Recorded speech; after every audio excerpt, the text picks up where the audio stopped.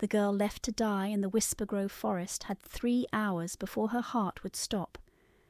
The villagers who abandoned her knew this. They counted on it. Anya Moon, cursed bloodline, bringer of misfortune, shadow-marked and dangerous, would freeze, or the wolves would find her, or something worse would claim her before sunrise. They bound her wrists with ritual symbols meant to keep her soul from returning. They did not account for Rivian Andor.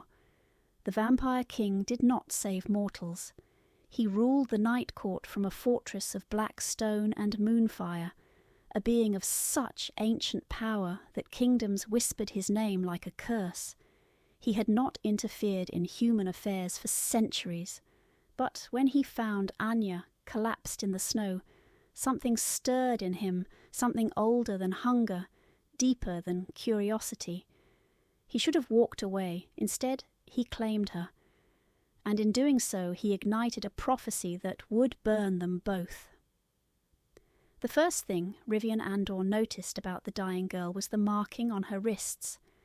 In a realm carved from winter and shadow, where moonlight fell sharp as blades and predators moved with ancient purpose, those symbols should not have existed. The Whispergrove Forest was his domain. Every branch, every snowdrift, every creature that stalked beneath the skeletal trees. Yet there she lay, a broken offering in the snow. Anya was not of his world. She was a creature of soft mortality, of sun-warmed memories now fading to frost.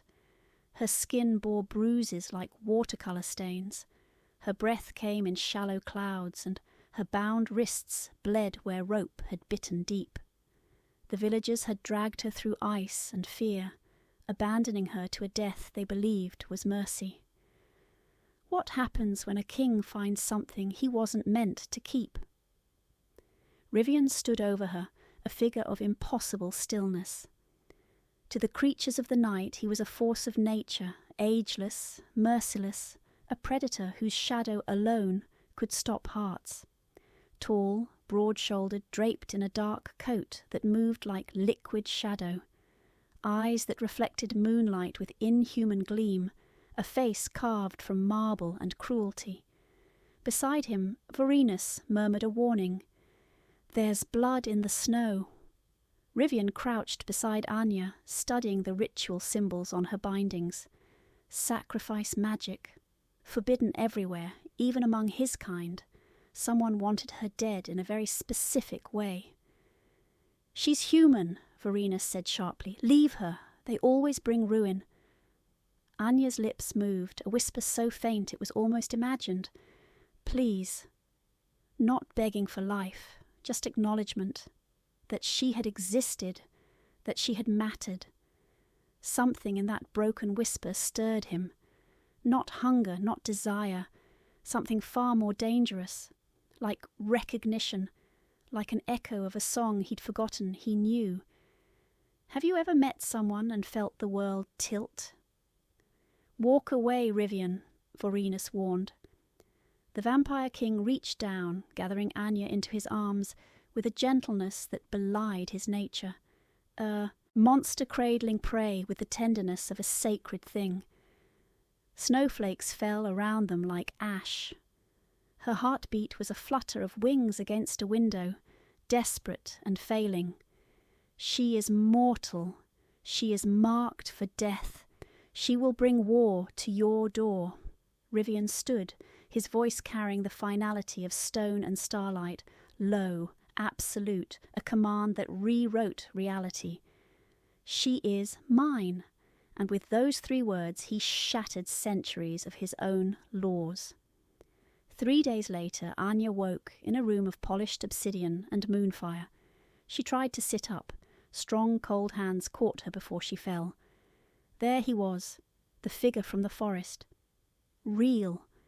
His amber eyes shot through with silver, fixed on her with impossible intensity. "Why?" she whispered. "Why did you take me?" Rivian studied her for a long moment. "Because they wanted you dead."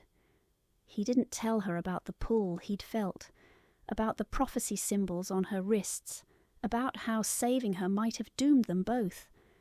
"I don't even know your name," she breathed.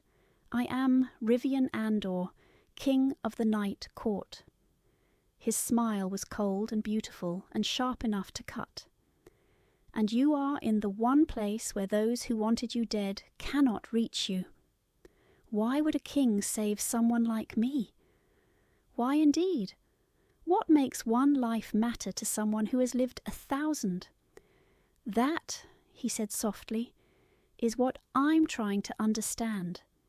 She had been saved by a monster, and somehow, impossibly, she had never felt safer. But safety is an illusion in a world built on prophecies and blood. To understand why the vampire king risked everything for a dying mortal, you must first understand what Anya was, and what she had been running from her entire life. The Night Fortress was a place where mortal hearts were not meant to beat. Rivian carried Anya through corridors of black stone and moonfire, where shadows bowed as he passed and servants pressed themselves against walls, their eyes wide with fear and curiosity. The king had never brought a human into the fortress, not in 500 years. He took her to the healing chambers, rooms usually reserved for wounded warriors of the court, not dying village girls. The healer, an ancient vampire named Morvana, with silver-threaded hair and hands that had mended kings, took one look at Anya and shook her head. "She is too far gone, my lord. The cold has claimed her organs, her blood. Save her." Rivian's voice was soft, deadly. "I don't care what it costs," Morvana bowed, wisely asking no questions. While the healer worked, Rivian stood in the doorway watching. He told himself it was mere curiosity, an intellectual interest in the ritual symbols on her wrists, a strategic concern about who in the mortal lands still practiced sacrifice magic and why. But as he watched Anya's chest rise and fall with laboured breaths, as he heard her murmur in fevered sleep, fragmented words about shadows and wings, and a throne of bone, he felt that strange pull, again like gravity, like fate, like a thread tied around his cold, dead heart that tightened every time she exhaled. The fortress itself seemed to sense the disturbance. A mortal girl, broken and bleeding, laid upon healing silks meant for immortal flesh. The moonfire torches flickered with unease. The shadows whispered in corners, carrying news through stone and darkness to every creature that called this place home. The king has brought a human. The king has broken his own law. Vorenus found him there an hour later, still standing vigil like a statue carved from midnight. "She was left as prey," Vorenus said quietly, moving to stand beside his oldest friend. His voice carried centuries of shared battles, shared losses, shared silence. "Whatever she is, whatever she carries, someone wanted her torn apart in those woods.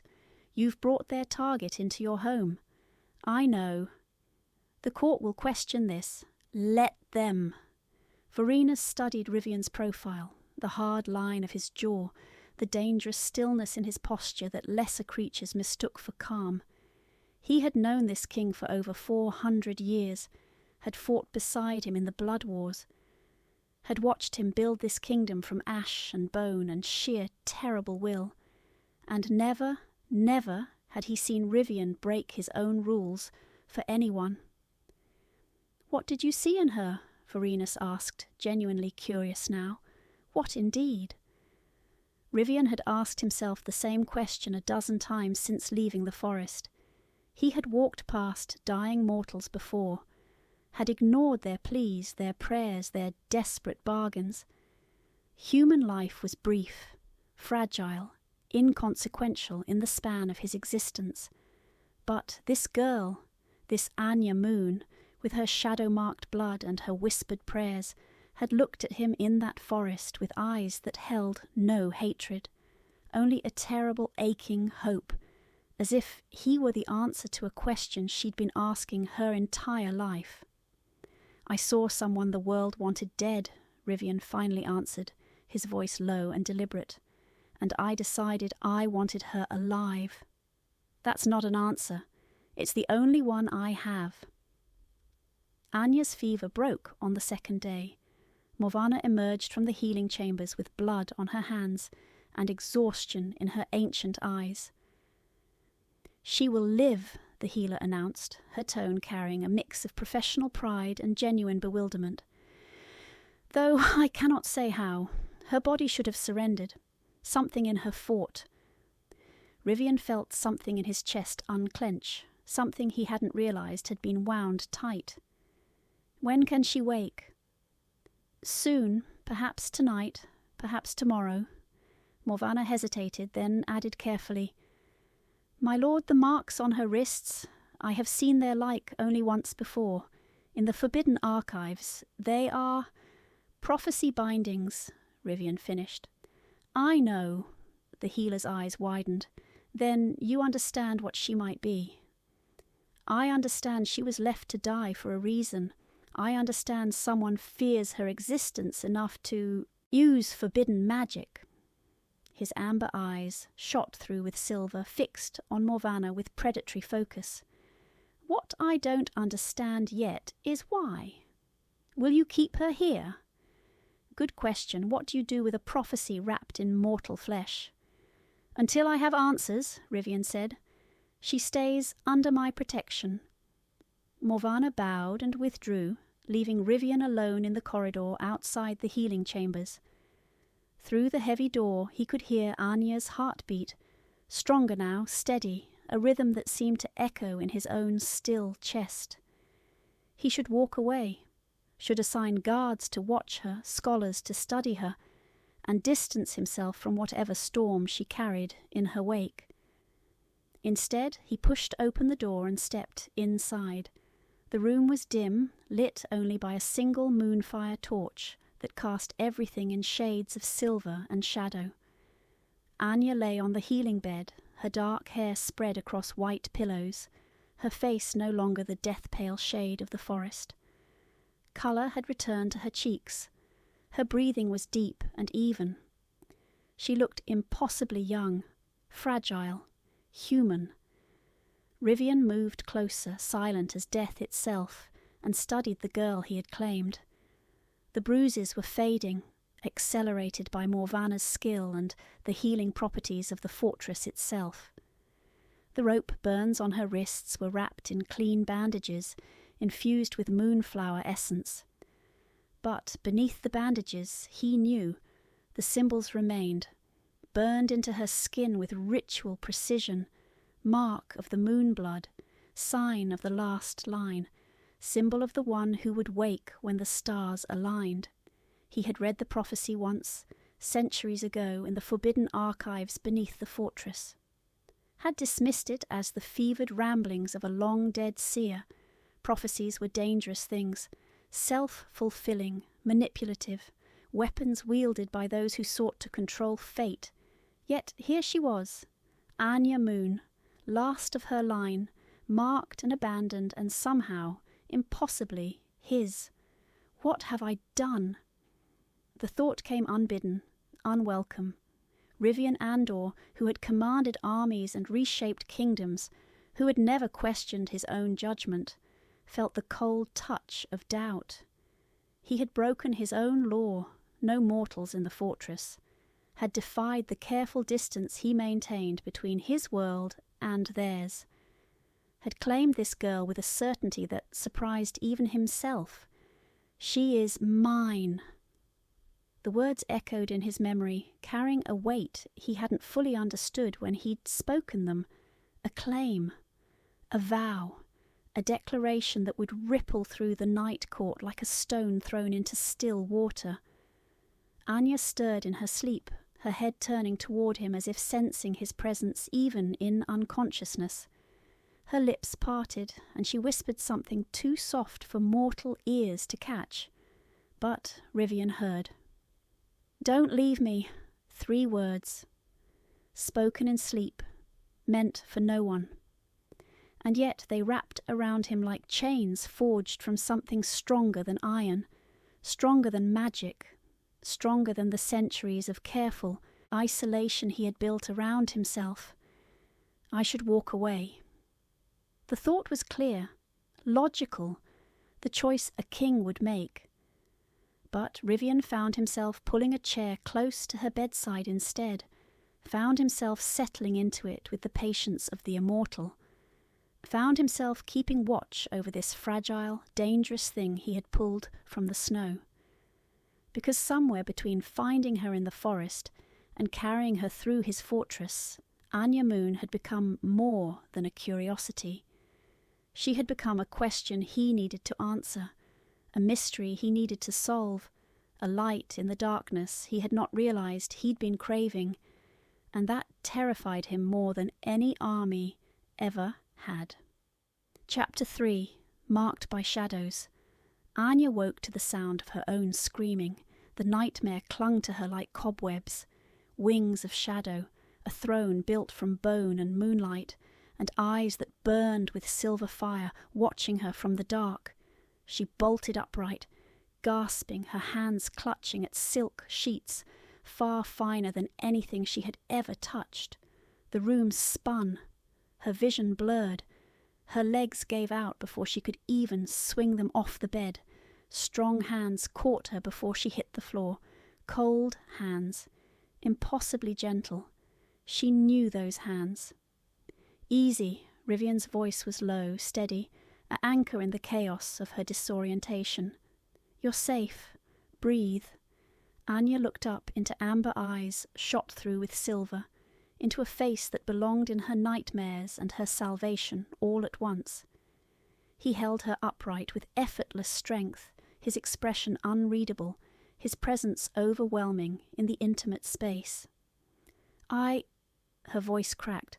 I saw nightmares, he said simply. The mind's way of processing trauma. But it hadn't felt like a nightmare. It had felt like memory. Rivian guided her back to the bed, his movements careful, controlled. She noticed he released her the moment she was stable, putting distance between them as if her mortality might be contagious. How long have I been here? She asked, her throat raw. 3 days. 3 days. The village would think her dead by now, consumed by the forest, her body scattered by wolves. Good riddance to cursed blood. The thought should have brought grief. Instead, she felt only a strange, hollow relief. Rivian moved to the window, his broad shoulders silhouetted against glass that showed nothing but eternal night. When you're stronger, we need to talk about what happened in that forest, about why they left you there. They thought I was cursed, Anya said quietly, that I brought the famine, that shadows followed me. They were half right. She stiffened. What? Rivian turned, and the moonfire torchlight caught the sharp planes of his face, making him look less like a man and more like a carved god of winter and darkness. He crossed the room in 3 silent strides and knelt beside the bed, bringing himself to eye level with her. When was the last time a king knelt for anyone? Give me your hands, he said.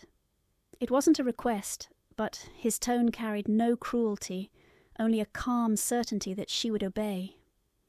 Slowly, Anya extended her bandaged wrists. Rivian unwrapped them with surgical precision, revealing the rope burns beneath, angry red lines that had scabbed over, already healing faster than they should. But it wasn't the burns that made his expression darken. It was the symbols, faint but unmistakable, carved into her skin beneath the rope marks. Geometric patterns that seemed to shift in the firelight, ancient and deliberate. What are they? Anya whispered, seeing them clearly for the first time. Prophecy bindings. Rivian's thumb traced the edge of one symbol, careful not to touch the wound itself. Forbidden magic meant to mark someone for sacrifice, someone whose death would trigger a specific event. Her breath caught. What event? His eyes met hers, and she saw something in them she hadn't expected. Concern. That's what I'm trying to understand. He released her wrists gently, standing. But the villagers didn't carve these symbols. They're too precise, too old. Someone else marked you, Anya. Possibly years ago. The villagers were simply tools, manipulated into finishing what someone else started. The room felt colder, smaller. Who would do that? Someone who fears what you might become. I'm nobody, she said, her voice barely a whisper. I'm just... Anya Moon, Rivian's voice cut through her protest like a blade. Last living daughter of a bloodline the world tried to erase. Your family name isn't common, it's ancient. It means something. What do you do when you discover your entire life has been a lie? That your curse might be a crown in disguise?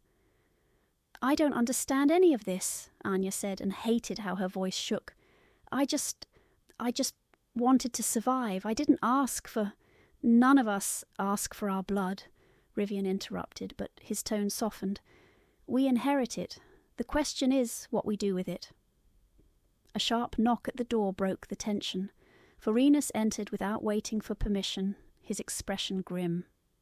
He carried a leather-bound book that looked older than kingdoms, its pages yellowed with age. Rivian, you need to see this. The Vampire King moved to his friend's side, taking the offered book. His eyes scanned the open page, and Anya watched his expression shift from curiosity to recognition to something that looked almost like dread. What is it? She asked, pulling the sheet closer around herself. Vorenus glanced at her, then back at Rivian. We found records in the forbidden archives beneath the fortress. Rivian's jaw tightened. Anya's bloodline. Not just her bloodline. Vorenus pointed to a passage in the ancient text. Her family wasn't just allied with the Night Court centuries ago. They were bound to it. Blood pact. Unbreakable. The Moon family served as seers, Rivian finished, his voice barely above a whisper. Prophets who could read the future through blood. Magic! Anya's world tilted. That's impossible. I can't see the future. I'm not dormant, Vorenus said, his rough voice matter-of-fact.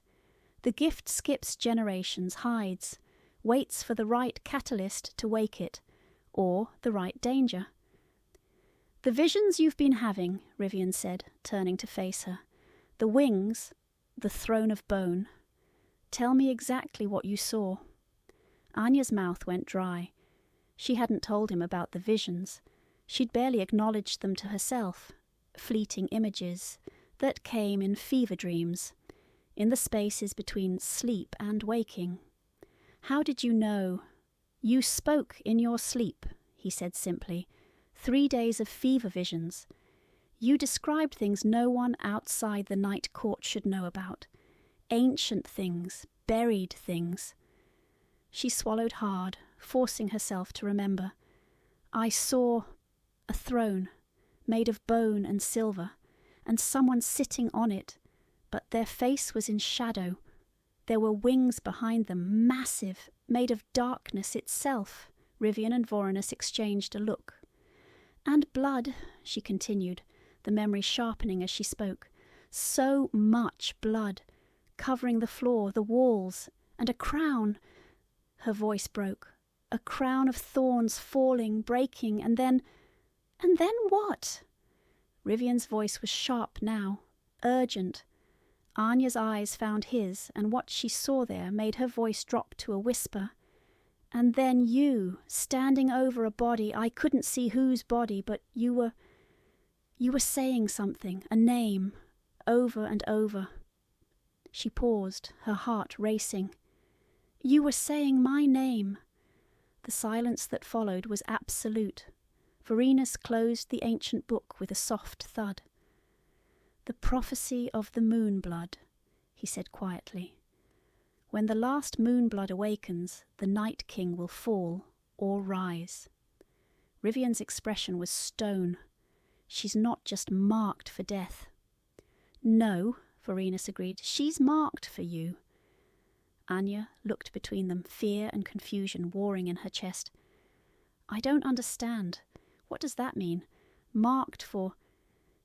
It means, Rivian said, his voice carrying the weight of centuries, that your presence here isn't an accident.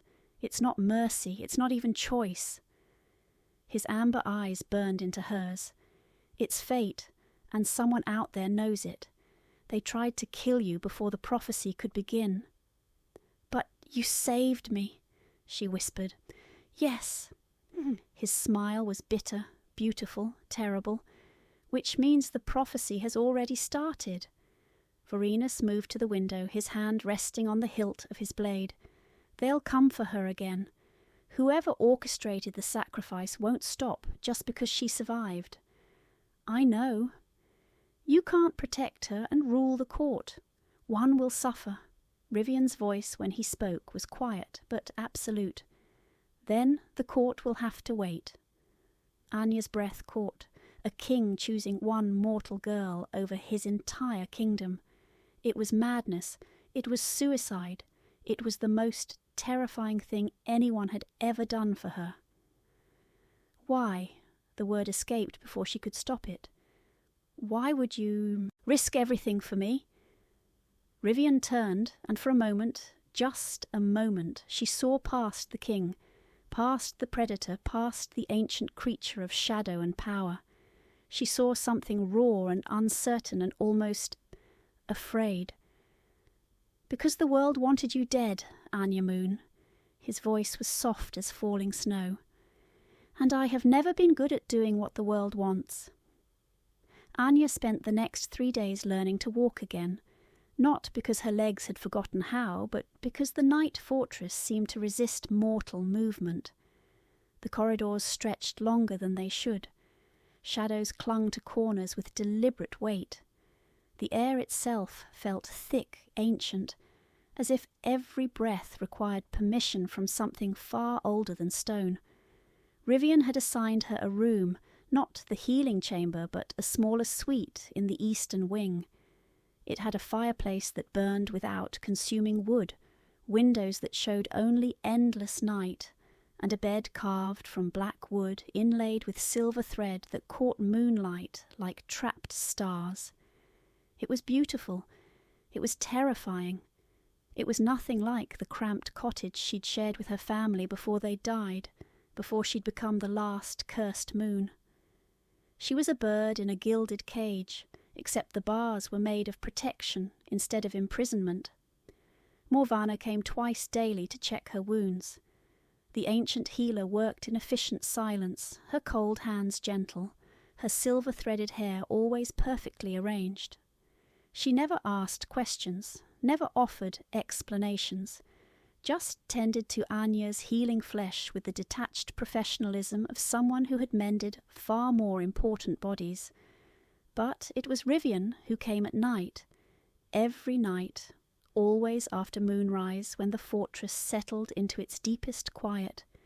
He would appear in her doorway like a shadow given form, never knocking, never announcing himself, just there.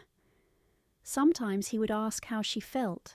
Sometimes he would bring ancient texts and ask her to identify symbols she shouldn't recognize but somehow did. And sometimes he would simply sit in the chair by her fireplace and watch her with those amber eyes shot through with silver, as if she were a puzzle he was trying to solve. It should have frightened her. Instead, it felt like being seen for the first time in her life. On the 4th night, something changed. Anya woke to find Rivian standing at her window, his broad shoulders tense, his hands clasped behind his back in a posture that screamed controlled restraint. Moonlight painted him in shades of silver and shadow, making him look less real and more legend. "You're awake," he said without turning. "You're here," she replied, sitting up slowly. "Again." "I needed to think. And you think better in my room than your own?" Finally he turned. The moonfire torchlight caught the sharp planes of his face, the dangerous beauty that marked him as something other. But it was his expression that stilled her breath, raw, uncertain, almost vulnerable. "I need to show you something," he said, "but it requires your permission." When does a king ask permission? Anya pulled the blanket closer, suddenly aware of how thin her nightdress was, how intimate this felt, alone with a predator in the deep hours of night. "Show me what? Why I can't seem to stay away from you." The honesty in those words struck like a physical blow. No games, no pretty lies, just raw truth from a creature who had lived centuries without owing explanations to anyone. Rivian crossed the room in 3 silent strides and knelt beside her bed, the second time she'd seen him kneel, and it didn't feel any less monumental. "Give me your hand." Anya hesitated, then extended her right hand. Her wrists had healed, the rope burns faded to pink lines, but the symbols beneath remained, faint geometric patterns that seemed to pulse in certain light. Rivian took her hand in both of his. His skin was cool, smooth, impossibly strong. He turned her palm upward, studying it as if reading a map written in flesh. "What do you feel?" he asked quietly. "Your hands are cold." "Beyond that, close your eyes. Tell me what you feel." Trust a monster. What could possibly go wrong? But Anya closed her eyes anyway, focusing on the points where his skin touched hers. At first, nothing, just the cool press of his palms, the slight calluses that spoke of sword work despite his immortality. Then, a pulse. Not her heartbeat, not his. He didn't have one. Something else. Something that thrummed between them like a struck chord, resonating in the space where their flesh connected. It felt like recognition, like gravity, like 2 pieces of something broken, finally touching again after centuries apart. Her eyes flew open. "What is that?" "The claim bond echo." Rivian's voice was rough, strained, a phenomenon so rare most believe it extinct. It happens when 2 souls, one mortal, one immortal, are bound by fate rather than choice. "I don't understand. It means your soul recognizes mine, Anya. And mine." He stopped, his jaw tightening. "Mine has been searching for yours without knowing it, possibly for centuries." The weight of that statement pressed down on her like physical force. "That's impossible." "I thought so too." He released her hand, but the echo of that pulse remained, a phantom warmth in her palm. "But every time I'm near you, I feel it. Every time I touch you, it intensifies. And when I'm away," his voice dropped to barely a whisper, "when I'm away, something in me pulls toward this room like a compass, finding north." Anya's mind raced. The visions, the prophecy, the way he'd claimed her in the forest with a certainty that seemed to surprise even him. It was all connected, woven together by threads she was only beginning to see. "Is that why you saved me?" she asked. "Because of this bond?" "I don't know." The admission clearly cost him. "I felt it before I understood what it was, before I even knew your name. You were dying in the snow, and something in me—" He stood abruptly, turning away. "Something in me refused to let you go." She should have been terrified. Some ancient magic binding her to a vampire king, her fate tied to his in ways neither of them fully understood. It was a cage, a sentence, a loss of the freedom she'd never really had. But instead, Anya felt something else entirely. Relief. Because for the first time in her cursed, lonely life, she wasn't alone, wasn't wrong, wasn't the broken thing everyone else saw when they looked at her. She was meant for something, someone. What happens now?" she asked quietly. Rivian turned back, and the conflict in his ancient eyes was raw, unguarded. Now I teach you to control what's waking inside you. Now we figure out who wanted you dead and why. Now we... He stopped mid-sentence, his entire body going rigid. Rivian! His head tilted, listening to something she couldn't hear. Then his eyes snapped to hers, and the predator was fully present. All softness gone, replaced by deadly focus. Get dressed, now. What's wrong? Someone's breached the fortress wards. The words were barely out of his mouth when a scream echoed through the corridors. High, agonized, abruptly cut short. They had come for her. Rivian moved to the door, his hand on the latch, but he paused. Looked back at her with an expression that made her chest tighten.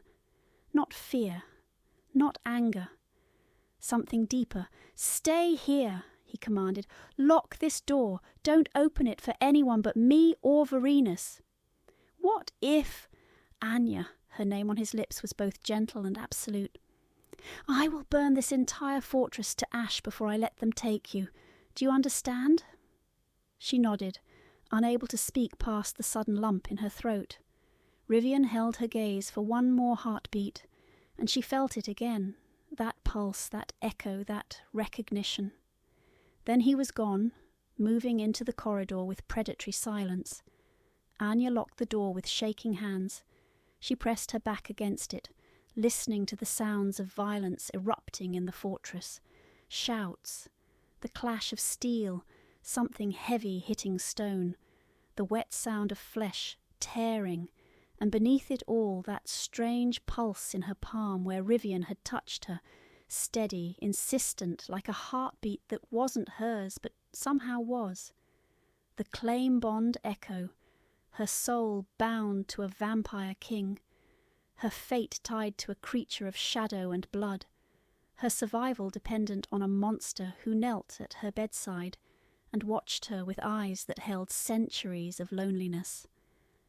The visions came then, unbidden and violent, wings of darkness spreading wide, a throne shattering, blood pooling on black stone, and Rivian, always Rivian, standing at the centre of it all, his hand reaching for hers across an impossible distance.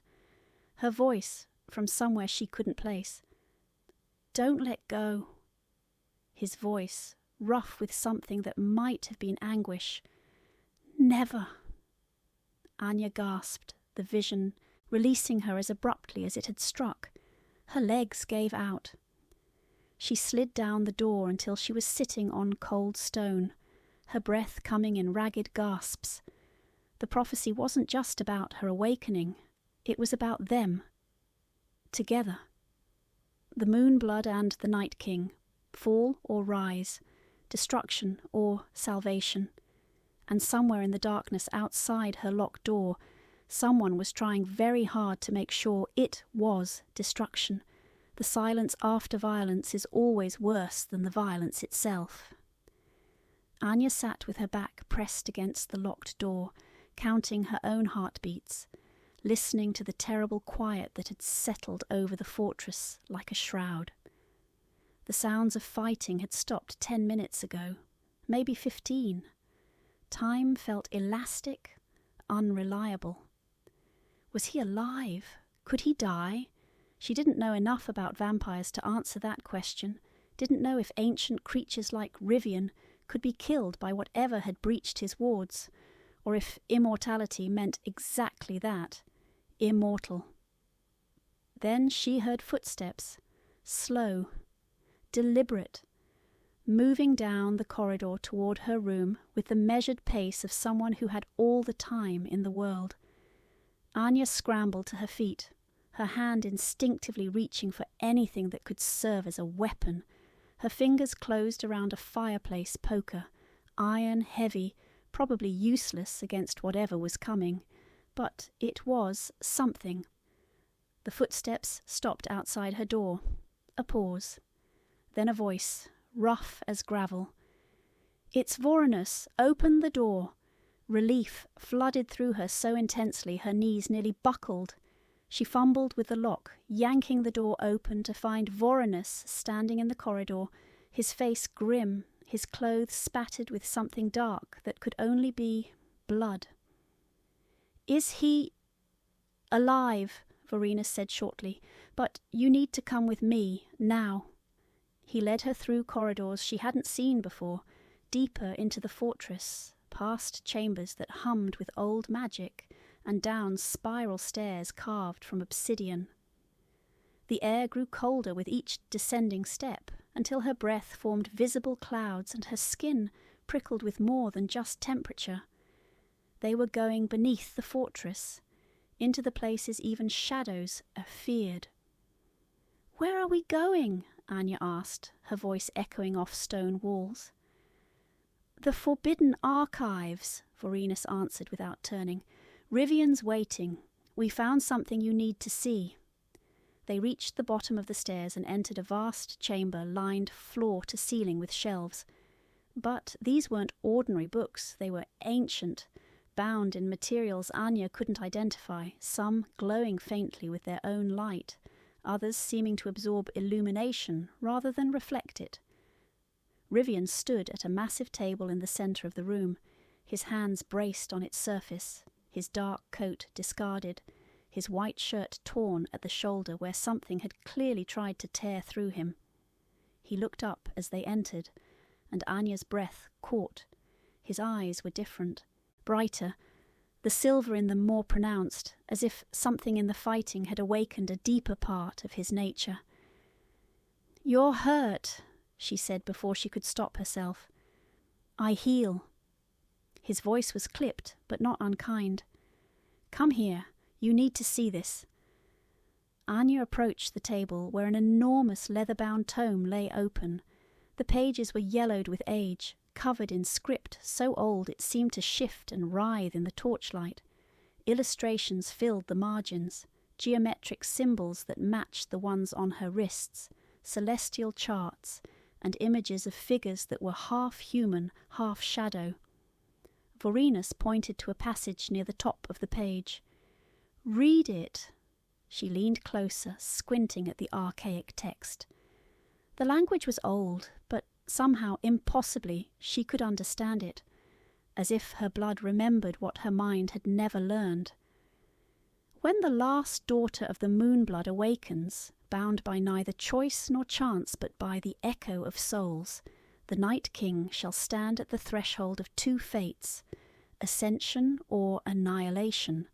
She will be his salvation or his executioner.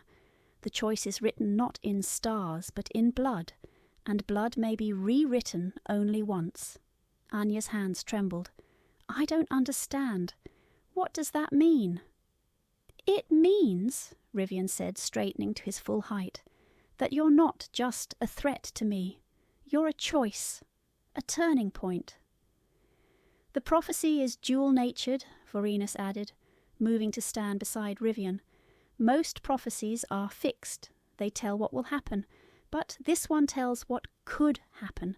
Two possible futures branching from a single moment." "What moment?" Anya asked, though part of her already knew. "The moment I claimed you in the forest."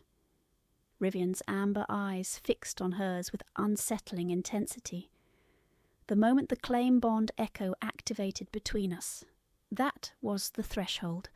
Everything since then has been the prophecy unfolding." She gripped the edge of the table, steadying herself. "And the two fates? Ascension or annihilation? What do those mean?" "We don't know yet," Vorenus admitted. "The text is fragmentary. Parts have been deliberately destroyed." He gestured to the torn edges of several pages. "Someone didn't want this prophecy fully understood." "But we know enough," Rivian said, his voice carrying the weight of dark certainty. "We know that whoever orchestrated your sacrifice wasn't trying to prevent the prophecy. They were trying to control its outcome. Your death before the awakening would have locked in one of the two paths." "Which path?" Rivian's expression was grim. "The one where I fall, where the night court collapses, where everything I've built for 5 centuries turns to ash. The implications crashed over Anya like a wave. They wanted you destroyed, and killing me was how they planned to do it. Yes.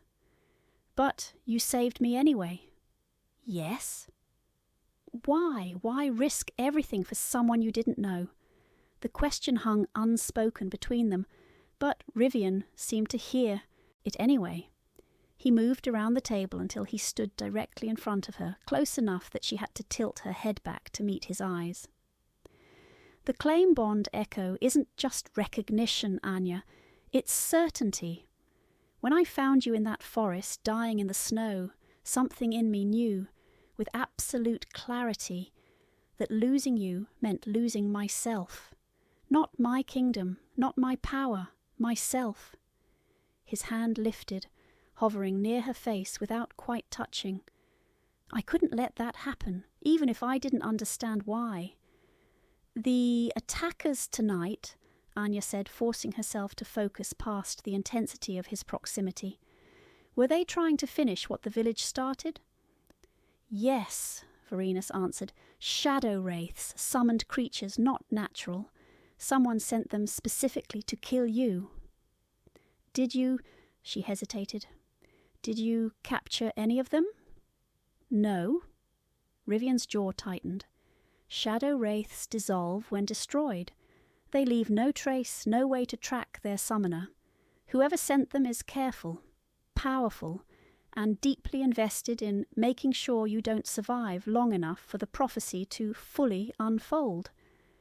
Then we're running out of time, Varenus said quietly. Rivian turned to his oldest friend. How long? The lunar alignment happens in 6 days.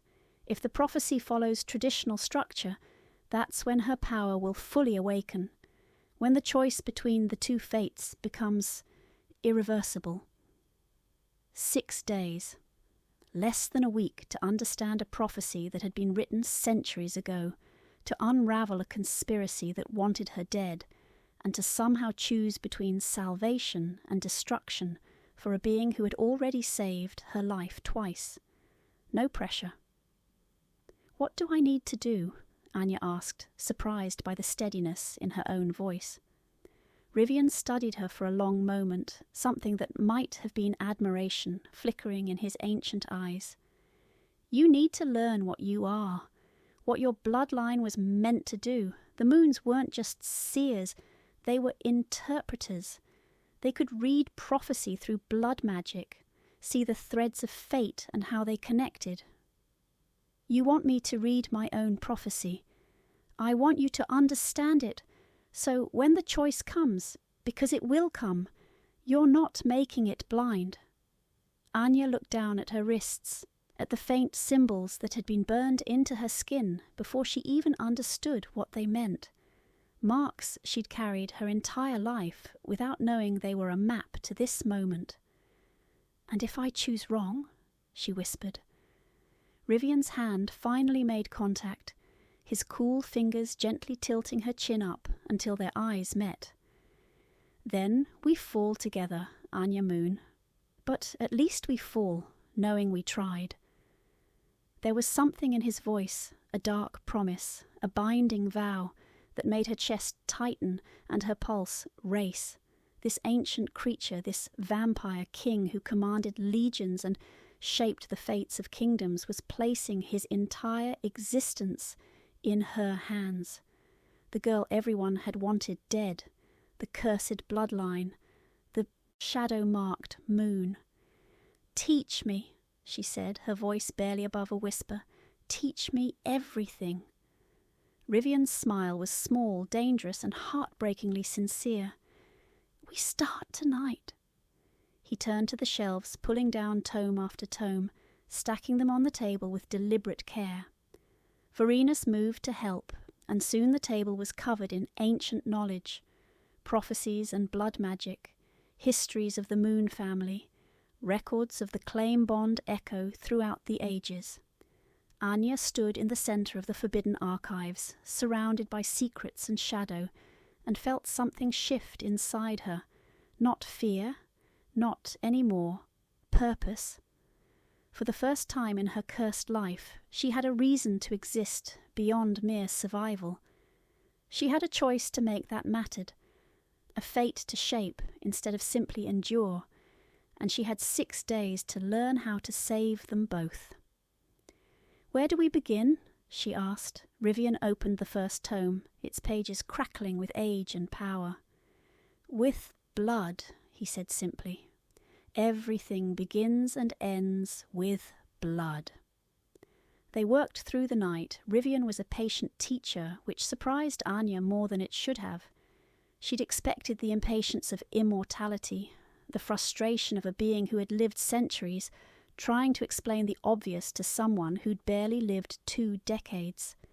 Instead, he guided her through the ancient texts with careful deliberation, his voice steady, his explanations clear. "Blood magic isn't what mortals think," he said, pointing to a diagram of intersecting circles and symbols. "It's not about sacrifice or darkness. It's about memory. Blood remembers. It carries the history of everyone who came before you, encoded in ways that transcend simple inheritance." Anya studied the diagram, her fingers tracing the patterns. They matched the symbols on her wrists almost exactly. "So these marks are what? A key?" "A lock and a key both." Rivian leaned closer, his shoulder nearly brushing hers. "They suppress your gift until the proper time, then release it. Whoever marked you understood blood magic intimately. This level of work requires knowledge that's been lost for centuries," which meant whoever wanted her dead had been planning this for a very long time. Vorenus appeared in the doorway, his expression dark. "Rivian, the wards are holding, but they're under constant pressure. Whoever sent the shadow wraiths is testing our defenses." "How many probes?" 17 in the last hour. They're learning our weak points." Rivian's jaw tightened, but he didn't move from Anya's side. "Double the guard rotations, pull warriors from the Southern Watch if you need to." "That leaves the borderlands exposed. I don't care." His voice carried absolute authority. "Nothing gets through to her. Understood?" Vorenus bowed slightly, his eyes flicking to Anya with an expression she couldn't quite read. "Understood, my king." My king. The title sounded strange applied to the man, the creature, sitting beside her, patiently teaching her to read ancient prophecies like they had all the time in the world. After Vorenus left, Rivian stood and moved to a cabinet against the far wall. He withdrew a small crystal vial filled with dark liquid that seemed to absorb light rather than reflect it. "What is that?" Anya asked. "Preserved moon blood, from your ancestor, Selene Moon. She was the last seer before you, executed 300 years ago for predicting the fall of the old human kingdom." He returned to the table, setting the vial down carefully. "Her blood still carries the gift. If you can learn to read it, you can access her memories, her knowledge." Anya stared at the vial, her stomach churning. "You want me to... what? Drink it?" "No." Rivian's expression softened slightly. "Just touch it. Let your blood recognize hers. The connection should trigger your latent abilities." Should? What a reassuring word. But she'd come this far. Survived abandonment, sacrifice, shadow wraiths, and prophecies that marked her as either salvation or destruction. What was one more impossibility? Anya reached for the vial with trembling fingers.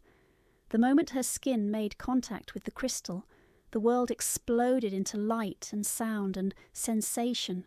She gasped, her body going rigid, dimly aware of Rivian's hands gripping her shoulders, anchoring her to reality as her mind was pulled somewhere else entirely.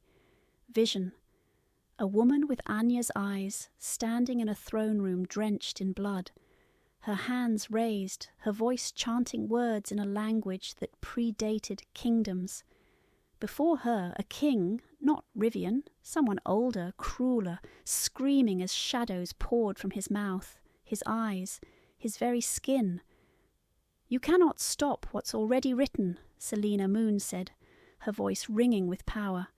"The Night Court will fall, and from its ashes—" The vision shattered, a blade through Selene's heart, her body crumpling, blood spreading across white marble like spilled ink. But her eyes, even dying, her eyes were satisfied, as if death itself was part of the plan. Anya came back to herself violently, gasping, Rivian's face inches from hers, his amber eyes blazing with concern. "Breathe," he commanded. "Anya, breathe." She dragged air into her lungs, her whole body shaking. She knew. Selene knew they would kill her. She let them. "What did you see?" Anya told him, the words tumbling out in a rush. When she finished, Rivian and Vorenus, who had returned at some point during her vision, exchanged loaded glances. "The prophecy is older than we thought," Vorenus said quietly. "If Selene was working toward this 3 centuries ago, then this has been in motion for generations," Rivian finished. His hand was still on Anya's shoulder, steady and grounding. "Your entire bloodline has been steering toward this moment, toward you." A servant burst into the archives, her face pale with terror. "My lord, the Eastern Ward just failed. Something's coming through." The fortress shuddered. Not an earthquake, but something worse. A presence pressing against reality itself, trying to tear through. Rivian moved faster than Anya's eyes could track. One moment he was beside her, the next he was across the room, his entire demeanour transforming from teacher to warrior in a heartbeat. "Vorenus, take her to the inner sanctum, now." "Rivian, now." His voice was no longer human, carrying harmonics that made the air vibrate. "They're not testing anymore. This is a full assault." Another shudder rocked the fortress. Somewhere above them, stone cracked. A scream echoed through the corridors, abruptly silenced. Anya stood, her legs steadier than she expected. "I should help." "You should survive," Rivian cut her off, turning to face her fully. The predator was completely present now, all softness burned away by necessity. "That's how you help, by not dying." Vorenus gripped her arm, already pulling her toward a hidden door in the back wall. "Come, the sanctum is warded beyond anything else in the fortress. You'll be safe there." "What about you?" Anya called to Rivian, resisting Vorenus's pull for just a moment. Rivian's smile was all teeth and promise. "I'm going to remind whoever sent these creatures why kingdoms fear my name." Then he was gone, moving up the stairs with inhuman speed, and Vorenus was dragging Anya through the hidden door into a narrow passage that smelled of earth and old magic.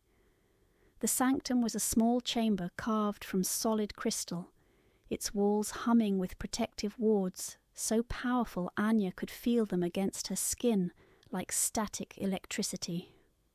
Vorenus sealed the door behind them, speaking words in a language that made the air shimmer.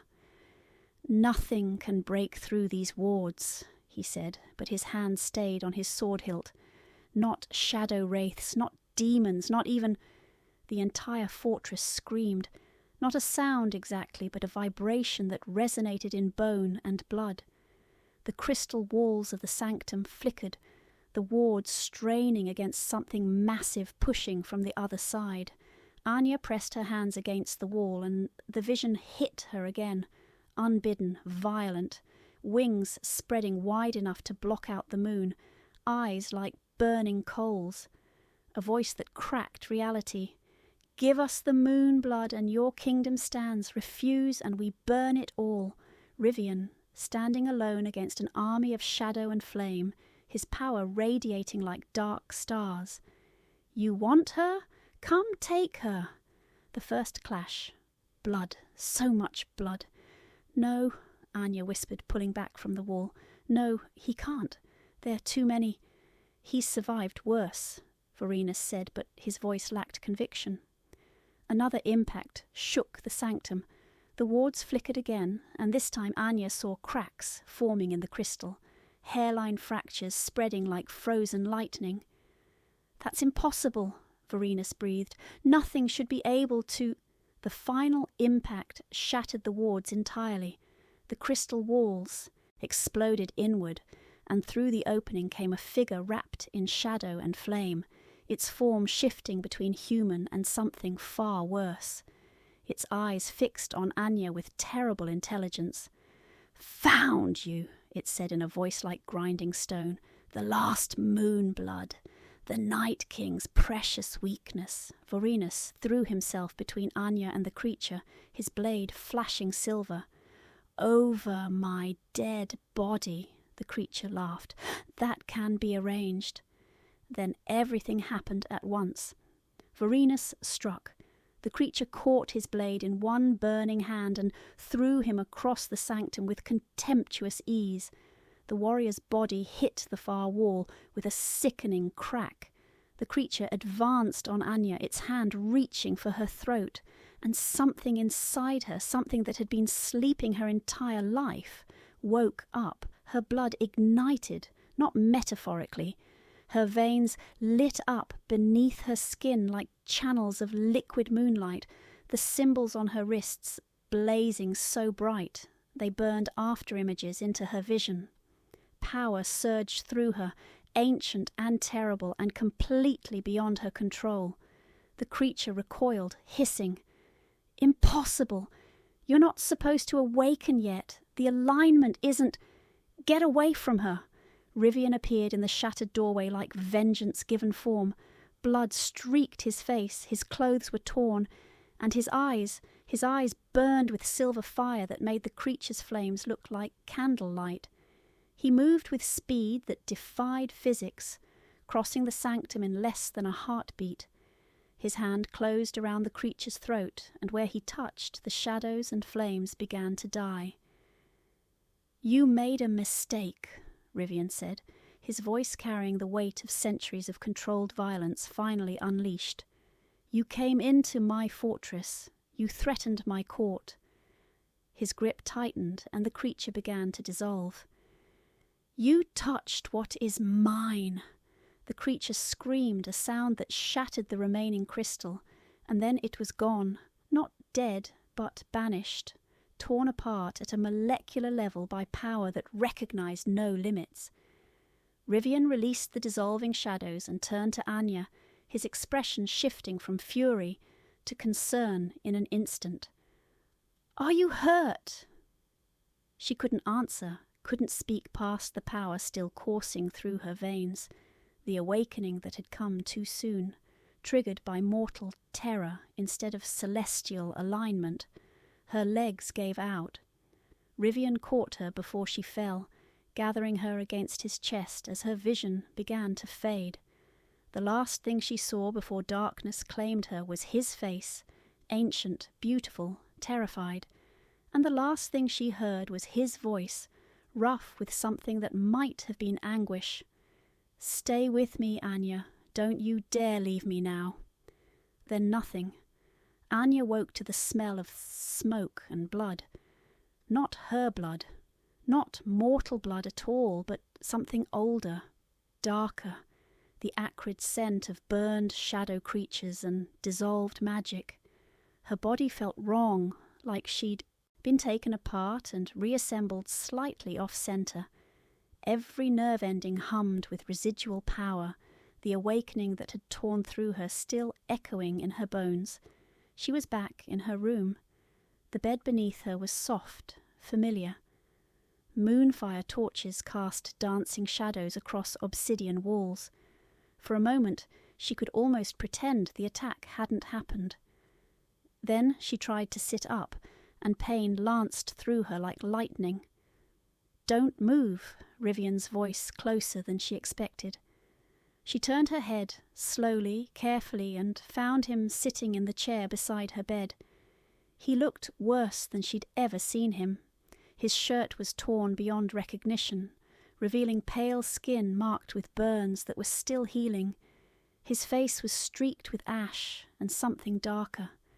His hands, resting on the arms of the chair, were clenched so tightly his knuckles had gone white. But his eyes, those amber eyes shot through with silver, were fixed on her with an intensity that stole her breath. "How long?" she whispered. 2 hours since the sanctum." His voice was rough, strained. "The fortress is secure. For now." For now, not exactly reassuring. "Vorenus? Alive. Healing. He'll have broken ribs for a few days, but he's survived worse." Rivian's jaw tightened. "He's furious with himself for letting that thing get past him." "It wasn't his fault." "I know." He stood abruptly, moving to the window with restless energy. "But he's my oldest friend.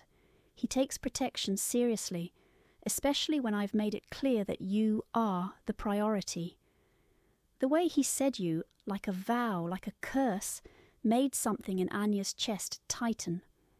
"What happened to me?" she asked quietly. "In the sanctum I felt something wake up, something inside me."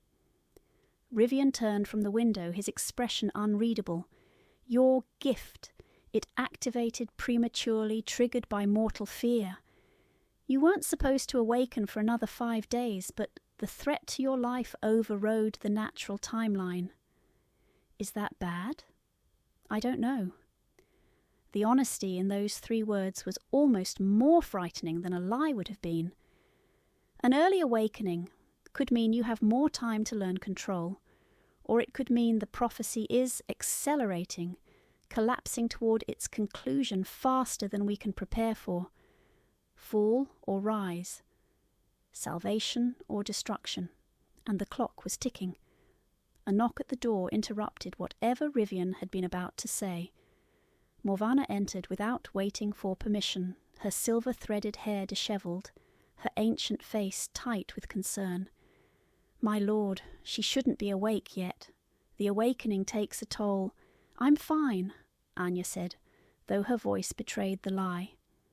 Morvana's sharp eyes swept over her, assessing.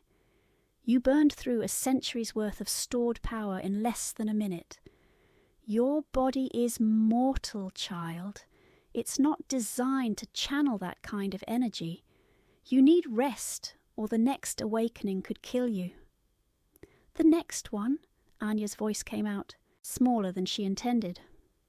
"The gift doesn't activate all at once," Rivian explained, moving back to her bedside. "It comes in waves, each stronger than the last, until the lunar alignment completes the transformation. What you experienced tonight was just the beginning. Just the beginning." The words settled over her like a shroud. Morvana began checking Anya's vital signs with professional efficiency. Pulse, temperature, the colour of her skin. "The symbols on her wrists are fading," the healer observed. "Once the awakening is complete, they'll disappear entirely. The lock will be gone." "And then what?" Anya asked. "Then you'll be what your bloodline was always meant to be," Morvana said. "A true seer, able to read prophecy, interpret fate, see the threads that bind past to future." She paused, her cold fingers gentle on Anya's wrist. "And able to change those threads. That's what makes moon bloods dangerous. Not just seeing fate, but rewriting it." The implications of that crashed over Anya like a wave. "Is that why they want me dead? Because I could change the prophecy?" "Partly," Rivian's voice was dark. "But also because of what you could reveal. Prophecies are written by someone, Anya. They don't appear from nothing. If you can trace the threads of this particular prophecy back to its source, you might discover who's been orchestrating events for the past 3 centuries. And they can't allow that," she whispered. "Oh, no, they can't." Morvana finished her examination and straightened. "She needs rest, my lord. Whatever's coming, she'll need her strength." "I know."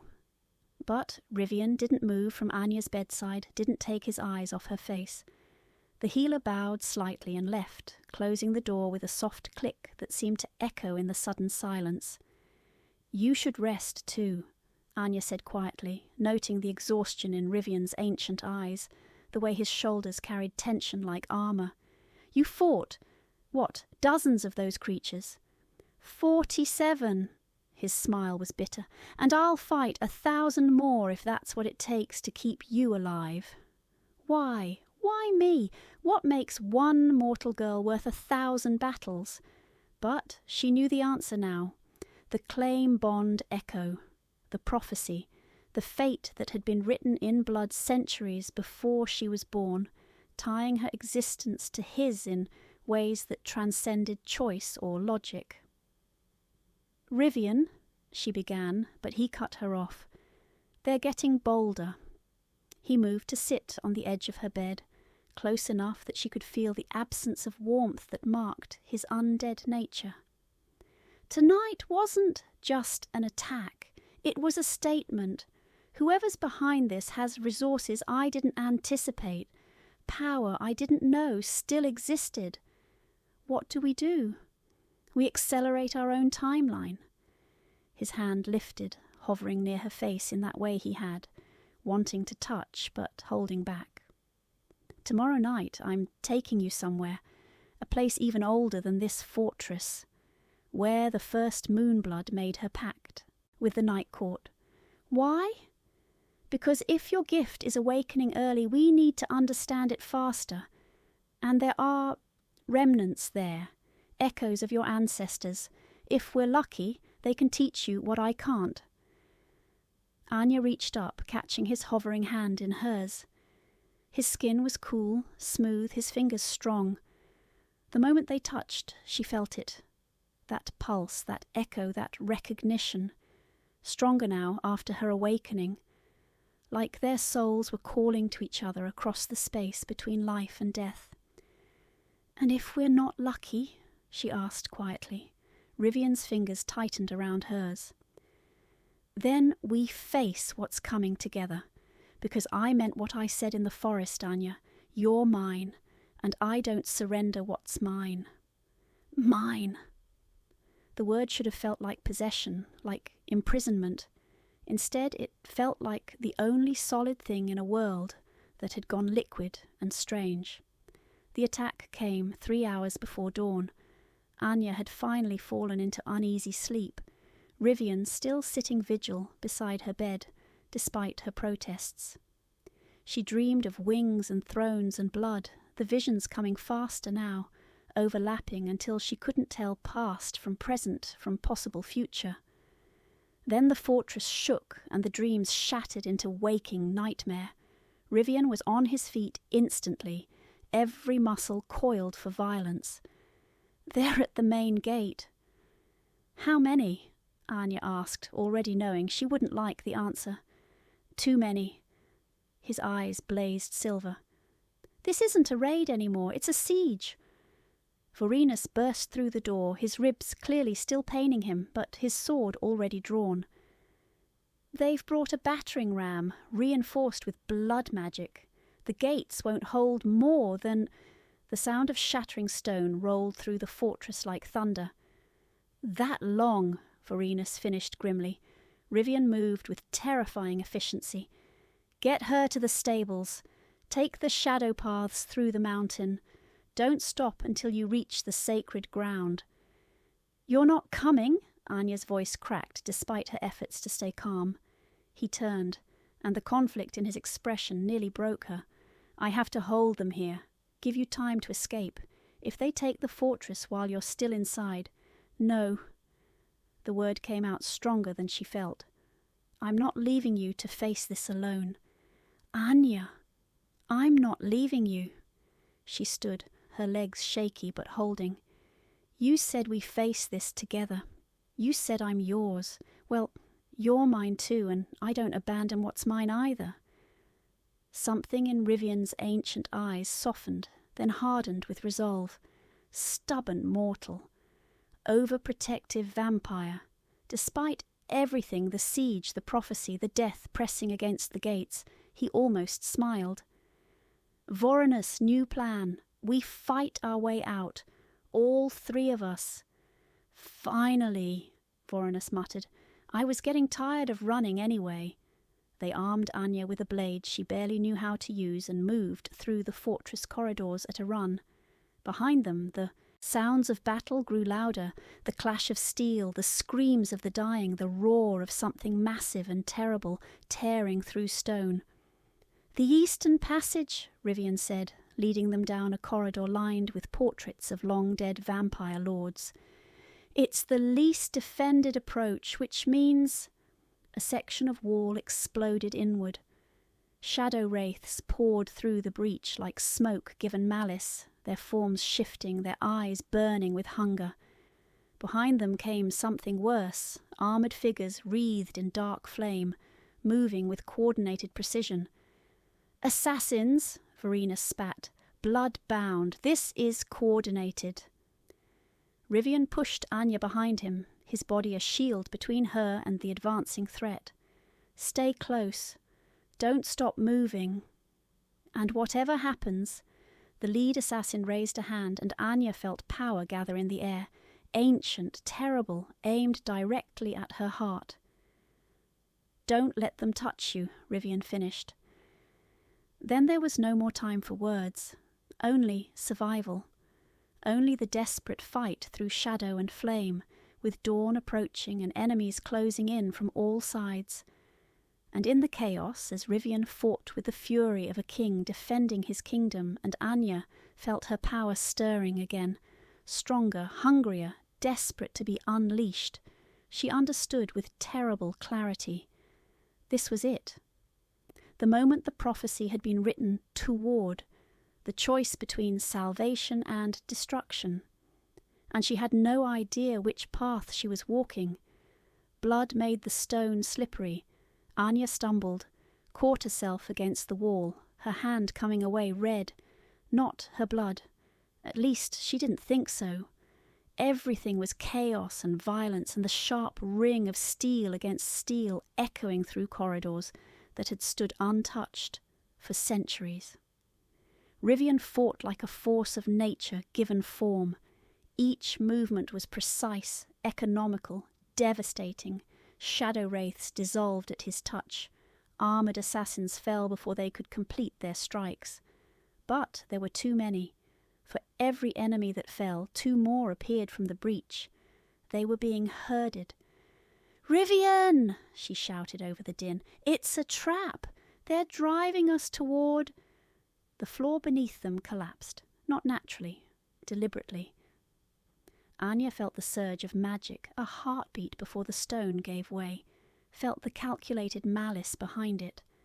They fell through darkness, through layers of the fortress she hadn't known existed, until they crashed into a chamber deep beneath the main structure. Anya hit hard, the impact driving the air from her lungs. Her vision swam. Pain bloomed across her ribs, her shoulder.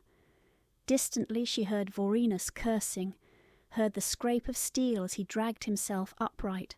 But it was Rivian's voice that cut through the haze, raw, urgent, terrified in a way she'd never heard before. "Anya, Anya, answer me." She tried, couldn't manage more than a gasp. Then his hands were on her, impossibly gentle despite the violence still raging above them. He turned her carefully, checking for breaks, for bleeding, for any sign of mortal damage that his immortal strength couldn't fix. "I'm okay," she finally managed, though it was only half true. "Just bruised." The relief in his eyes was so profound it hurt to witness. They were in the ritual chamber. Anya recognized it from the ancient texts Rivian had shown her, a circular room carved from black stone, inscribed with symbols that predated the fortress itself. This was where the first pact between the Moonbloods and the Night Court had been sealed, where blood had been exchanged, vows spoken, fates bound together, and now they were trapped here, with enemies closing in from above, and no way out. "The old passages," Vorenus said, already moving toward a section of wall that looked solid but wasn't. If we can reach them before... A figure dropped through the hole in the ceiling, not a shadow wraith, not an assassin, something else entirely. It wore human form the way a predator might wear prey's skin, beautiful, terrible, wrong in ways that made Anya's newly awakened senses scream warnings. Rivian Andor, its voice was silk over razors. The Night King himself. And here I thought you'd be harder to corner. Malthus! Rivian's voice carried centuries of hatred. He pushed Anya behind him, his body a shield. I should have known you were behind this. Malthus! The name triggered something in Anya's awakening memories. Fragments of Selene's knowledge, warnings passed down through blood. An ancient vampire, older than Rivian, cast out from the Night Court for crimes so terrible even immortals refused to speak them. You took something that belongs to me, Malthus said, his eyes, black as void, fixed on Anya with predatory interest.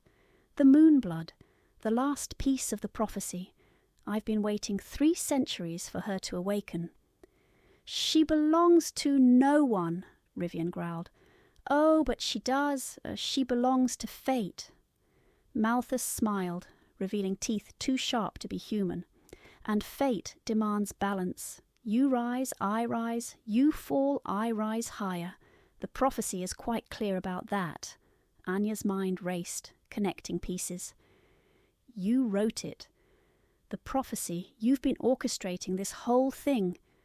Clever girl. Malthus took a step closer. Rivian matched it, maintaining the distance.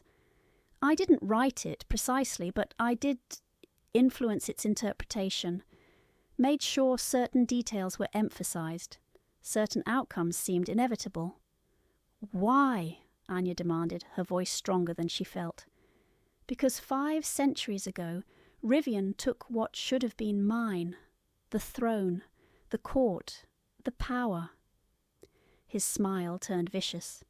And prophecy is such a useful weapon. Point fate in the right direction, give it a little push and watch as your enemies destroy themselves trying to avoid it. Vorenus moved to flank Malthus, but 3 more figures dropped through the ceiling, the ancient vampire's personal guard, each powerful enough to level a IE city. They were outnumbered, outmatched, and dawn was less than an hour away. Here's what happens next, Malthus said conversationally, as if discussing the weather. You give me the girl. I complete the ritual. The prophecy resolves in my favour. The Night Court falls, Rivian dies or is diminished to nothing, and I reclaim what was stolen from me. Never, Rivian said flatly. Then I take her by force, and you watch her die slowly, painfully, while I drain every drop of moonblood from her mortal veins. Malthus's expression shifted, all pretense of civility dropping away. Your choice, King. Anya felt her power stirring again, that terrible awakening pressing against her mortal constraints. The symbols on her wrists burned. Her blood sang with ancient magic. She could feel the ritual chamber responding to her presence, the old stones remembering when her ancestors had stood here, had made vows that echoed through centuries. Blood may be rewritten only once. The line from the prophecy surfaced in her mind with sudden, terrible clarity. A choice, not written in stars but in blood, and blood could be rewritten. Rivian, she whispered, the ritual, the one the first moonblood used to bind our families. Can it be done again? His eyes widened as he understood what she was suggesting. Anya, no. That ritual is a soul binding. It's permanent. It would tie your mortal life to my immortal existence in ways that would rewrite the prophecy, she finished. Change the threads. Make Malthus's version impossible because the conditions would no longer match. It would also kill you, Rivian said, his voice rough with anguish. Your mortal body can't survive a full soul binding, the power alone, unless you share it. She gripped his arm, feeling that echo between them, pulse with desperate certainty. The claim bond is already there. We're already connected. The ritual would just complete it, make official what fate already started. How touching, Malthus interrupted, but pointless. Even if you survive the ritual, which you won't, I'll simply kill you both afterward. The prophecy may shift, but my victory remains. You can try, Rivian said, his voice carrying the weight of absolute conviction. He turned to Anya, his hands framing her face with devastating gentleness. Are you sure? Once this is done, there's no going back. Your life becomes bound to mine. You'll live as long as I live, die when I die. You'll be neither mortal nor vampire, but something in between, something new, fall or rise, salvation or destruction. Anya looked into his ancient eyes and saw her answer reflected back at her. I'm sure. The ritual required blood. Rivian produced a ceremonial blade from a hidden alcove in the chamber wall, obsidian, ancient, inscribed with the same symbols that marked Anya's wrists. His hand was steady as he drew it across his palm, dark blood welling up, then offered it to her. Your blood and mine, he said, the formal words of the old pact. Mixed and bound, soul to soul, fate to fate. Anya took the blade, her hand trembling only slightly, drew it across her own palm, hissing at the sharp pain, pressed her bleeding hand to his. The moment their blood touched, the chamber exploded with light. Not metaphorical, literal light, silver and gold and colours that had no names, pouring from where their hands joined. The symbols on the walls blazed to life. The stones beneath their feet sang with power older than memory. And Anya felt herself change. Her mortal constraints burned away like paper in flame. Her awakening gift surged forward, no longer suppressed, fully realised. She could see, truly see, the threads of fate winding through the chamber, could see Malthus's carefully constructed prophecy unravelling in real time as the conditions shifted, rewrote themselves, became something he hadn't planned for, could see Rivian, not just with her eyes but with her soul, and understand finally what the claim bond echo truly meant. Not ownership, not possession, completion, two halves of something that had been broken long before either of them existed, finally made whole. The ritual wasn't binding her to him, it was revealing what had always been true. Rivian's power poured into her, vast and terrible and ancient. Her power poured into him, new and bright and transformative. They stood at the centre of a maelstrom of magic, their hands joined, their blood mixing, their souls intertwining in ways that transcended death itself. Impossible, Malthus breathed, his confidence cracking for the first time. This isn't... You can't. I already have, Anya said, and her voice carried harmonics that shook the chamber. She could feel Rivian's thoughts now, his memories, his 5 centuries of loneliness and duty and careful isolation. Could feel the moment he'd found her in the forest, the certainty that had gripped him, the way his ancient soul had recognised hers despite never having met. And he could feel her mortal fear and hope, her cursed childhood, her desperate need to matter, to be seen, to be chosen not despite her flaws, but because of her entirety. You came for me, she whispered, the words both present and memory. Always, Rivian answered, his voice rough with emotion he'd forgotten he could feel. In every life, in every version of fate, I would always come for you. The ritual completed with a surge of power that shattered every window in the fortress. Anya and Rivian stood at the centre of the chamber, hands still joined, blood still mixed, but changed. She could feel immortality settling into her bones. Not vampire, not human, but something unprecedented. Moonblood and Night King, bound so thoroughly that separating them would require unmaking reality itself. The symbols on her wrists had vanished, the lock gone, the gift fully awakened, and Malthus, powerful, ancient, confident Malthus, took an involuntary step backward. "What have you done?" he whispered. Rivian smiled, and it was beautiful and terrible and absolutely merciless. "We rewrote your ending." Then they moved as one, two souls in perfect synchronization, and the true battle began. Power like Anya had never imagined coursed through her veins. Not mortal, not quite immortal. Something entirely new, forged in blood and prophecy and a bond that transcended the limitations of either nature. She could feel Rivian beside her, his presence no longer external but internal, woven into the fabric of her being. His strength was hers. His centuries of combat experience flowed through her muscles like muscle memory she'd always possessed. And he could feel her too, her clarity, her uncorrupted perspective, her ability to see threads of fate with eyes unclouded by immortal cynicism. Together they were something Malthus hadn't planned for, something he couldn't defeat. "Impossible!" Malthus hissed, his black eyes wide with the first genuine fear Anya had seen in them. "The ritual should have killed her. The prophecy—" "Your prophecy," Rivian interrupted, moving forward with predatory grace. Anya moved with him, their steps perfectly synchronized. "The one you manipulated, the one you spent centuries orchestrating. It's broken now. Rewritten." Anya could see it, the threads of fate Malthus had so carefully arranged, now tangled and useless. The outcomes he'd engineered, Rivian's fall, the Night Court's collapse, his own rise to power, all of them crumbling as new possibilities bloomed like flowers after fire.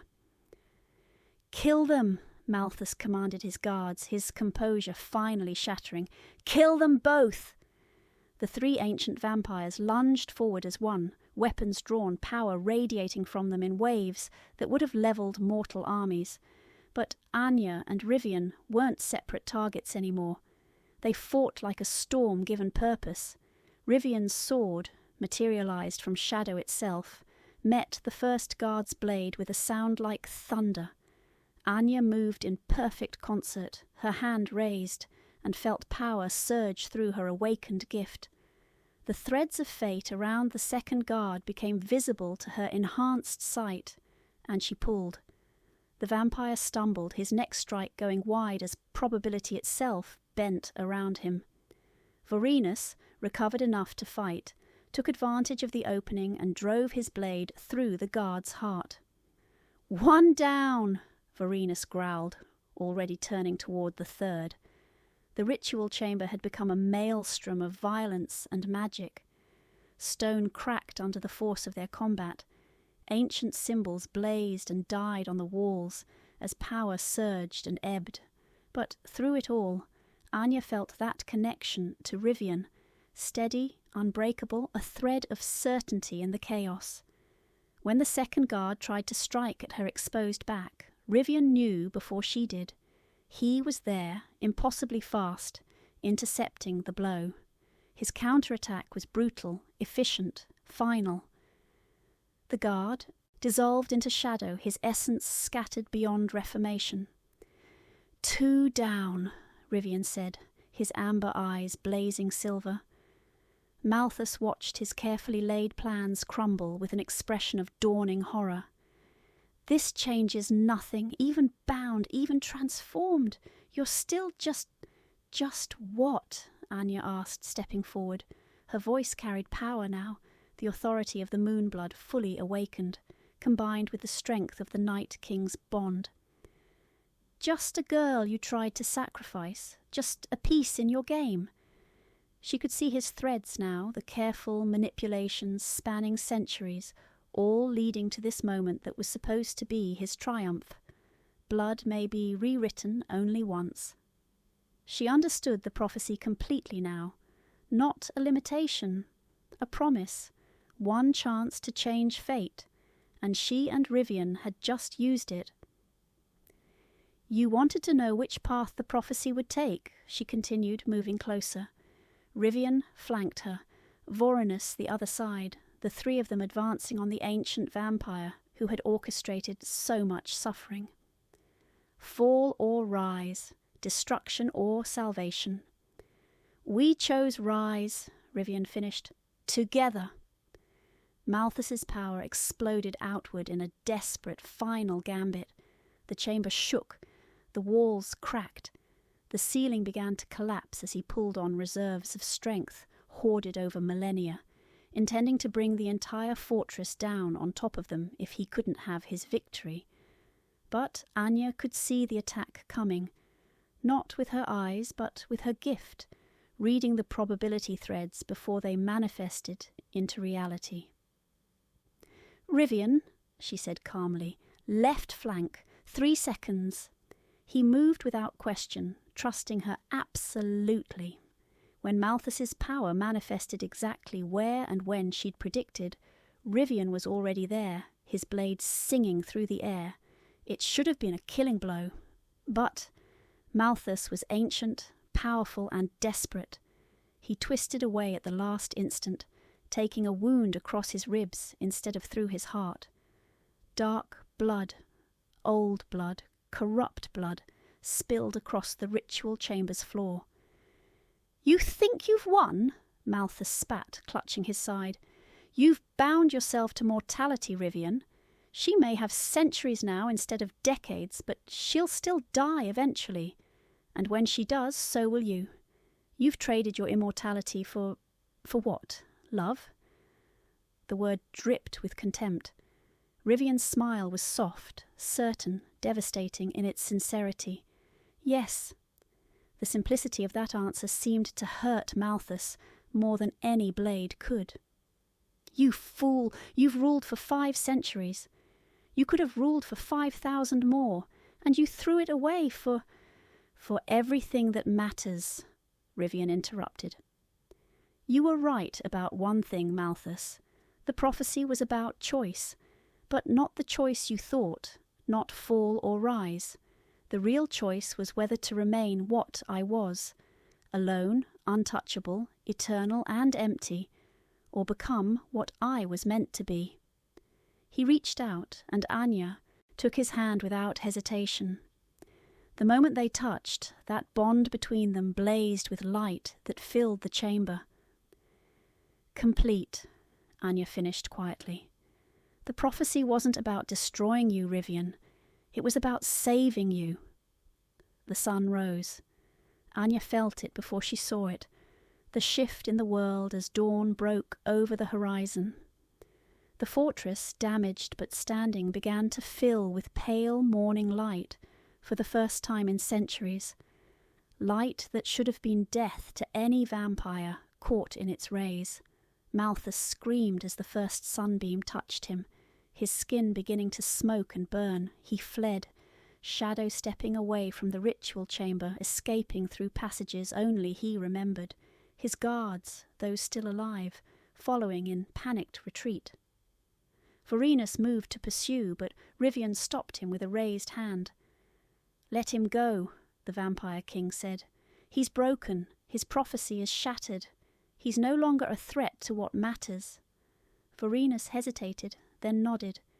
His eyes moved to where morning light was beginning to stream through the shattered ceiling, touching the ritual chamber's floor in golden pools. "My lord, the sun. I know." Rivian turned to face the light, pulling Anya close against his side. She held her breath, waiting for him to burn, to dissolve, to pay the price for bonding with her.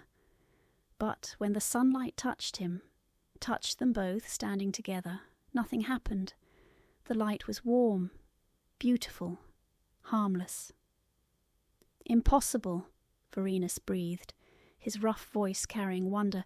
"Vampires can't. The sun should—" "I'm not just vampire anymore," Rivian said softly.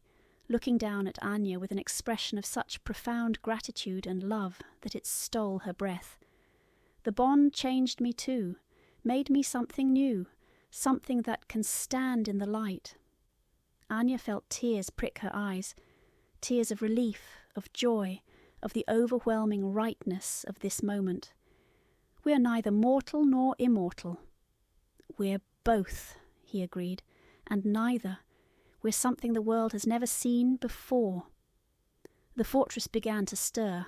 Servants emerged from hiding, their faces shocked to see sunlight streaming through windows that had been sealed for centuries. Warriors limped from the battle sites, bearing their wounded, staring at their king standing in morning light without burning. Morvana appeared in the ritual chamber doorway, her ancient eyes wide. "My lord, what has happened?" "The prophecy is fulfilled," Rivian announced, his voice carrying the authority of 5 centuries of rule, but softened by something new, hope. "The moonblood has awakened.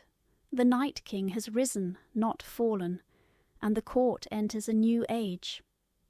He turned to address the gathering crowd, servants and warriors and nobles all drawn by the impossible sight of their vampire king standing in sunlight, a mortal, not quite mortal, girl at his side, their hands joined, power radiating from them in visible waves. "Anya Moon is under my protection," Rivian declared. "Not as ward, not as prisoner, but as—" He paused, searching for words adequate to describe what she was to him. "Equal," Anya supplied quietly. "Partner, bondmate. Mine," their souls whispered to each other, "ours." "She is bound to me as I am bound to her," Rivian continued. "Our fates are one. To threaten her is to threaten me. To honour her is to honour the throne itself." His amber eyes, still shot through with silver, swept across the assembled crowd. "The old laws still stand, but the Night Court evolves. We evolve. This is not an ending." "This is a beginning," Anya finished, her voice stronger now, carrying the authority of her awakened bloodline. She could see the future spreading before them, not fixed, not predetermined, but full of possibility. Threats would come. Malthus would lick his wounds and plot revenge. Other enemies would rise, drawn by the power of their unprecedented bond. But they would face it together. Vorenus knelt, his fist over his heart in the old gesture of fealty. One by one the others followed, servants, warriors, nobles, until the entire assembled court knelt before their king and his bondmate. "Rise," Rivian commanded gently. "All of you, there's much to rebuild. The fortress is damaged. The wards need repair. The wounded need tending." The crowd dispersed slowly, whispers following them, not fearful whispers, but awed ones. The prophecy, the moonblood, the king in sunlight. Soon only Rivian, Anya, and Vorenus remained in the ritual chamber, standing in pools of morning light that painted everything gold. "What happens now?" Vorenus asked, echoing Anya's question from what felt like a lifetime ago. Rivian looked down at Anya, and she looked up at him, and the answer was written in the bond between them, in the light they could finally stand in together, in the future they'd rewritten with blood and choice. "Now," Rivian said, his voice soft with wonder and certainty, "the prophecy begins." Not the prophecy Malthus had written, not fall or rise, destruction or salvation as separate paths. A new prophecy, one they would write themselves, one where the Night King and the Moonblood stood together against whatever darkness came next. One where love, desperate, defiant, transformative love, rewrote the rules of fate itself. Anya smiled, squeezing Rivian's hand, feeling the bond between them pulse with life and light and infinite possibility. "Together," she whispered. "Always," he promised. And as the sun rose fully over the night fortress, painting the ancient stones with light they hadn't seen in centuries, a new age dawned for the court of shadows, an age of hope, of change, of two souls that had found each other across the impossible divide between life and death and chosen to become something new, something unprecedented, something eternal. The end. But in the shadows of a ruined sanctuary far from the night fortress, Malthus nursed his wounds and smiled, a smile that promised vengeance. The prophecy might be rewritten, but stories, like fate, have a way of demanding their due. And this story was far from over. They left her to die in the forest, a cursed girl no one wanted. But the vampire king claimed her before dawn, rewriting prophecy with blood and love.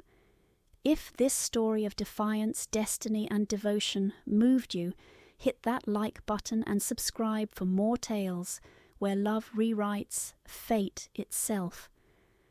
Because some bonds transcend mortality and some stories deserve to be shared. Thank you for watching. Until next time.